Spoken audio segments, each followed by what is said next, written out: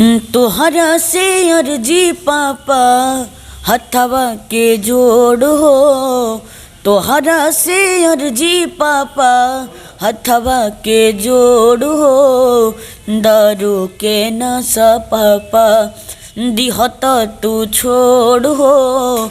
दारू के नशा पापा कपवलू तू हमके रोवा के खुश बाड़ू दोसर बहिया पाके। कपवलू तू हमके रोवा के खुश बाड़ू दोसर बहिया पा। आप देख रहे हैं खबरें देश दुनिया चैनल। मैं हूं प्रिंस कुमार। इस वक्त हमारे साथ अरमान बाबू हैं। तो कैसे हैं? और सबसे पहले तो खबरें देश दुनिया चैनल के माध्यम से जितने लोग देख रहे हैं आप सभी को नमस्कार। ठीक है, अपना बताइए। तो आपका एक गाना आया है शराब को लेकर। पता है बिहार में शराब बंद है और फिर भी छपरा में सब लोग शराब पी के मर गए हैं। तो क्या सोचकर एक गाना गाए, शराब को लेकर एक गाना गाए हैं? हम गाए हैं यही सोच कर कि छपरा सिवान में तो मर ही गए हैं कुछ लोग, लेकिन हम ये नहीं चाहते कि और भी जगह मतलब ये घटना हो। तो इसी को लेकर के मैंने एक सॉन्ग बनाया है, तोहरा से अर्जी पापा हथवा के जोड़ हो। दो लाइन गुनगुना दीजिए गाने को। तोहरा से अर्जी पापा हथवा के जोड़ हो। तोहरा से अर्जी पापा हथवा के जोड़ हो। दारू के नशा पापा दिहत तू छोड़ हो। दारू के नशा पापा कि मोह नहीं लागेला का बेटा बापे अपना। कहे खाती तुरेला तो घर भर के सपना। मोह नहीं लागेला का बेटा बापे अपना। काहे खाती तुरेला तू घर भर के सपना। तब बाटे कर्जा पसरले गोड़ हो। तोहरा से अर्जी पापा हथवा के जोड़ हो।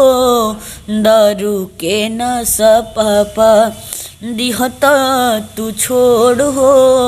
दारू के नशा पापा।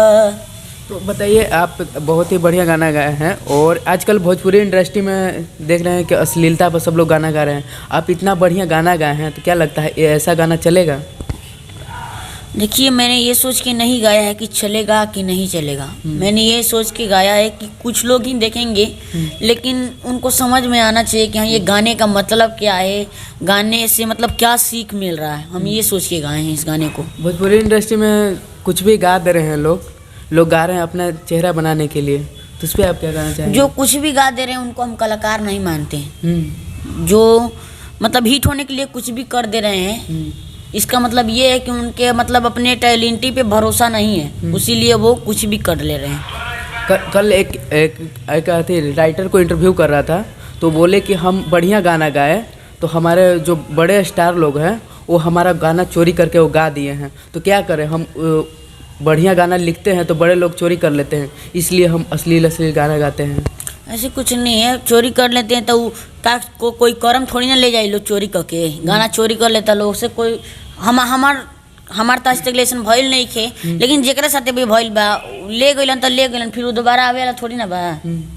तो छोटे कलाकार को बड़े लोग चोरी कर सकते हैं? अब कर नहीं सकते हैं, लेकिन कर रहे हैं। अब उनके दिमाग में क्या चल रहा है, उनके माइंड में क्या नहीं चल रहा है उसका तो हम बता नहीं सकते, लेकिन ऐसा नहीं होना चाहिए, ऐसे करना नहीं चाहिए। अच्छा, और मतलब मेरे दर्शकों देख रहे हैं उनको क्या कहना चाहेंगे? उनको यही कहना चाहेंगे कि इस चैनल के माध्यम से जितने भी दर्शकगण देख रहे हैं और जो इस चैनल को फॉलो नहीं किए, सब्सक्राइब नहीं किए हैं, आप सभी से आग्रह है कि इस चैनल को सब्सक्राइब कीजिए। जैसे अरमान बाबू को प्यार दुलार देते हैं वैसे इस चैनल को प्यार दुलार दीजिए। तो क्या लगता है आप ये जो गाना गाए हैं तो ये मतलब क्या सोच कर गाए थे कि मतलब ख़त्म हो सकता है शराब? जो क्यों नहीं, हमारी तो पूरी कोशिश है कि मतलब ख़त्म होना ही चाहिए। जितने भी अभी तक तो इस पे 11,000 लोग देख चुके हैं। और यही गाना अगर अश्लील होता तो कितना चला वायरल हो जाता। लेकिन इस पे हम कुछ कहेंगे नहीं, जो जिसको समझ में आए। लेकिन मैं आग्रह करूँगा कि आप लोग इस गाने को ज़्यादा से ज़्यादा प्यार दिला दीजिए। ये खबरें देश दुनिया है इनका चैनल। इस चैनल के माध्यम से जितने लोग देख रहे हैं मैं आग्रह करूँगा कि आप लोग जाइए यूट्यूब पे सर्च कीजिए तोहरा से अर्जी पापा।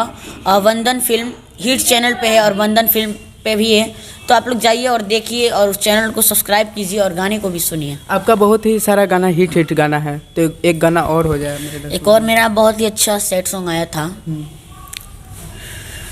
कपवलू तू हमके रोवा के खुश बाड़ू दोसर बहिया पाके, कपवलू तू हमके रोवा के खुश बाड़ू दोसर बहिया पाके, करी ले गुजारिश तानी हो जा मेहरबान, दिलवा जैसे तोड़ दिहलू तू जनबो ले लय जान, दिलवा जैसे तोड़ दिहलू तू जनबो ले लय जान।